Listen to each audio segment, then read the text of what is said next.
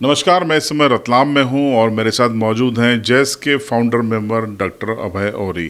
कुछ मुद्दे हैं, चर्चा करेंगे। डॉक्टर साहब, आपकी एकता हुई थी 15 दिन पहले और अच्छा संकेत भी गया, तमाम हमने सोशल मीडिया पे देखा। लेकिन अब आप 16 मई को कुछ लोग भोपाल में मना रहे हैं जैस स्थापना दिवस, 16 मई को कुछ लोग इंदौर में मना रहे हैं, तो फिर ये कैसी एकता थी आपकी? देखिए, 29 तारीख को जो हमारी खलघाट में बैठक हुई थी, तो उसके लिए हम लोगों ने ही प्रयास किया था कि सभी एक मंच पर आ जाएं। पिछले 2-3 सालों से हम लोगों का जो आपस का कुछ डिस्प्यूट चल रहा था, तो उसको हमने दूर किया और 29 तारीख को ये तय हुआ था हमारा कि हम जो जैस का स्थापना दिवस है वो 10 साल पूरे हो रहे हैं, तो उसको हम मिलजुल के मनाएंगे। तो स्थान का तय नहीं हुआ था। स्थान के लिए उस समय ये डिसाइड हुआ था कि 3-4 दिन बाद आपस में बातचीत करके हम इसको हल कर लेंगे। अब चूंकि दोनों धड़े अलग अलग थे और कुछ लोगों का मत ये था कि भोपाल में रखा जाए ताकि पूरे प्रदेश के लोग वहाँ पर शामिल हो सके, और कुछ लोगों का ये मानना था कि इंदौर में रखा जाए ताकि इंदौर का और मालवा निमाड़ वाला जो बेल्ट है यहाँ पर ज़्यादा संख्या में जो जेएस के फॉलोअर्स हैं, तो उनके वो यहाँ पर मनाना चाहते हैं। तो ये डिस्प्यूट के कारण ही शायद वापस ये अलग अलग आयोजन बनाने का निर्णय हुआ है। पर मैं जहाँ तक समझता हूँ कि दोनों धड़े अभी भी बातचीत की गुंजाइश है और सब मिल के काम करेंगे भविष्य में। हम ऐसा सोचते हैं क्योंकि मध्य प्रदेश बहुत बड़ा है और 2 जगह इसलिए मनाया जा रहे हैं कि कुछ लोग जो जबलपुर साइड के, मंडला साइड के हैं, वो इंदौर आने में उनको इनकन्वीनियंस था, इसलिए वो लोग भोपाल के पक्ष में थे, और मालवा निमाड़, झाबुआ, अलीराजपुर के जो लोग थे वो इंदौर के मनाने के पक्ष में थे। तो अब देखते हैं, 2 जगह भी अगर हो रहा है तो कोई दिक्कत नहीं। हमारा मकसद ये है कि सरकार को हम जो हमारा मैसेज है वो चला जाए, चाहे वो इंदौर से जाए चाहे भोपाल से जाए। नहीं, लेकिन फिर एकता की बात तो इससे प्रभावित होगी ना कि हमू आखा एक छे, एक नारा है आप लोगों का। लेकिन नारे के उलट आप यहाँ पे अलग अलग जाते दिख रहे हैं। हाँ, नहीं, एकता तो है।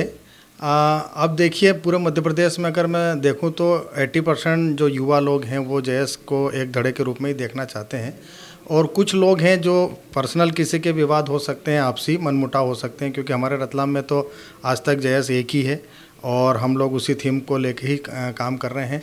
पर्सनली डॉक्टर हीरालाल अलावा या विक्रम अचालिया या महेंद्र कन्नौज या 2-4 लोग और हो सकते हैं जो जिनका आपस में कुछ उस क्षेत्र के लोगों का ही कुछ डिस्प्यूट है, तो वो पूरे मध्य प्रदेश में हम नहीं मानते हैं कि वो पूरे मध्य प्रदेश में उनके कारण कोई प्रभावित होगा। आने वाले समय चुनाव में हम बताएंगे और हमारी एकता निश्चित रूप से सरकार को कहीं न कहीं परेशानी में डालेगी। अच्छा, औद्योगिक निवेश रतलाम को लेकर काफ़ी बवाल है। सरकार कह रही है कि क्षेत्र के आदिवासियों का विकास हम चाहते हैं, इसलिए पलायन रोके, और जो विरोध है उसका नेतृत्व तो आप भी करते आए हैं, तो आपका विरोध क्यों है? देखिए, विरोध नहीं है हमारा। एक्चुअली बात सरकार को ये समझने की है कि जिस क्षेत्र में औद्योगिक निवेश क्षेत्र जो लाया जा रहा है वो ट्राइबल बहुल क्षेत्र है। यहाँ की जो 7 पंचायतें, 7 गांव जो लिए हैं, यहाँ पर आप देखेंगे एक आंकड़ा कि 2003 से जब से भाजपा की सरकार आई है तब से डेवलपमेंट के नाम पे इन्होंने वोट मांगे हैं, और रतलाम में भी ये डेवलपमेंट ला रहे हैं। बहुत अच्छी बात है, डेवलपमेंट होना चाहिए। पर हमारा जेएस संगठन का सिर्फ विरोध इस बात का था कि डेवलपमेंट आदिवासी ज़मीनों पर ही क्यों, और अगर वहाँ पर हो भी रहा है तो उनके लिए क्या अल्टरनेट व्यवस्था है।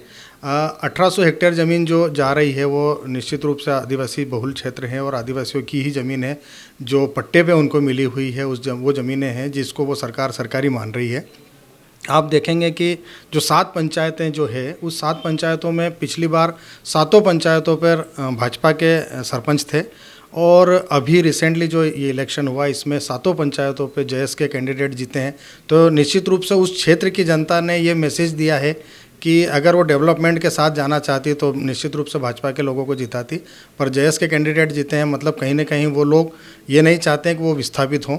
हमने शिवराज जी से बात भी की थी, शिवराज जी ने हमें बुलाया था हेलीपैड पे जब ये रतलाम में का दौरा था, और उस समय हमने ये बोला था कि हम विरोध नहीं कर रहे हैं, हम अल्टरनेट व्यवस्था चाहते हैं कि यहाँ के क्षेत्र के लोगों को अगर विस्थापित किया जाएगा या उस क्षेत्र में अगर औद्योगिक निवेश आता है तो उनको जो ज़मीन ली जाएगी उसके बदले उनको ज़मीन कहाँ दी जा रही है या क्या मुआवजा दिया जा रहा है या क्या उनके लिए रोज़गार की स्थायी व्यवस्था की जा रही है। तो इस मुद्दे को लेकर हम उनसे बातचीत करना चाहते थे और हम चाहते थे कि आदिवासियों की उस उद्योग में भागीदारी हो, वहाँ पर इस टाइप के उद्योग लगे जो आदिवासियों के रोज़गार को बढ़ावा दे, न कि प्रदूषण फैलाए या बाहर की जो टेक्सटाइल कंपनियाँ आएगी तो निश्चित रूप से उसमें आदिवासियों के लिए कोई जगह नहीं होगी।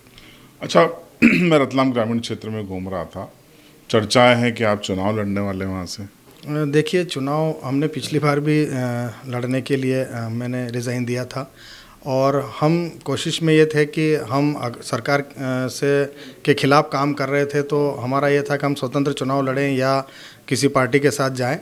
तो जैसे एक संगठन है, चुनाव स्वतंत्र रूप से लड़ नहीं सकते हम, तो निश्चित रूप से समान विचारधारा वाली पार्टी के साथ हम जाने की कोशिश में थे और अभी भी हमारी बातचीत चल रही है। अगर मौका मिलेगा तो निश्चित रूप से हम चुनाव लड़ेंगे। और कांग्रेस ने आपको पिछली बार टिकट नहीं दिया, इस बार कोई प्रयास है आपका? जी बिल्कुल प्रयास है, मेरी बातचीत भी चल रही है। पिछली बार का इशू अलग था। पिछली बार 3 जो प्रमुख दावेदार थे सभी सरकारी सर्विस छोड़ के इसमें जॉब में आ रहे थे, टिकट मांग रहे थे। देखिए, बीजेपी के जो थे उनका तुरंत उन्होंने इस्तीफा स्वीकृत कर लिया। मैं था और एक डॉक्टर लक्ष्मण डिंडोर जी थे, तो उन दोनों का ही इस्तीफा स्वीकृत नहीं हुआ। इस कारण से कांग्रेस को ऐसे व्यक्ति को टिकट देना पड़ा जो तैयार भी नहीं थे और इतना ज़्यादा प्रभावशाली नहीं थे, तो इसलिए भाजपा को वहाँ पर फ़ायदा मिला। तो इस बार भी भाजपा इस तरह की चाल चल रही है। हमको पिछली बार इस्तीफा से रोका था, इस बार हमको जेल में भेज दिया। तो इस तरीके से रोकने का प्रयास कर रहे हैं। हम लड़ेंगे और निश्चित रूप से जो भी रास्ता निकलेगा उस पर हम चुनाव में उसके साथ जाएंगे। तो बीजेपी हमेशा कहती है कि जेएस तो बी टीम है कांग्रेस की। नहीं, ऐसा नहीं है, बी टीम वाली बात नहीं है। हमारी विचारधारा भाजपा से नहीं मिलती है और कांग्रेस ने हमारा हमेशा सपोर्ट किया है, तो निश्चित रूप से वो आरोप हमारे ऊपर लगेंगे कि हम बी टीम है। पर बी टीम जैसा कोई बात नहीं, स्वतंत्र संगठन है जेएस और स्वतंत्र ही रहेगा। और आने वाले समय में हो सकता हम समान विचारधारा वाली कोई पार्टी के साथ अगर गठबंधन होगा तो निश्चित करेंगे हम। तो आपने डॉक्टर अभय औरी साहब को सुना, उन्होंने स्पष्ट कहा कि वो रतलाम ग्रामीण से चुनावी तैयारी कर रहे हैं, कोशिश करेंगे कांग्रेस से टिकट मिले, लेकिन डॉक्टर साहब नहीं मिला तो सबकी तब देखेंगे। मुझे पूरा भरोसा है कि देगी कांग्रेस हमें। अब आपकी राय कमेंट बॉक्स में ज़रूर बताइए।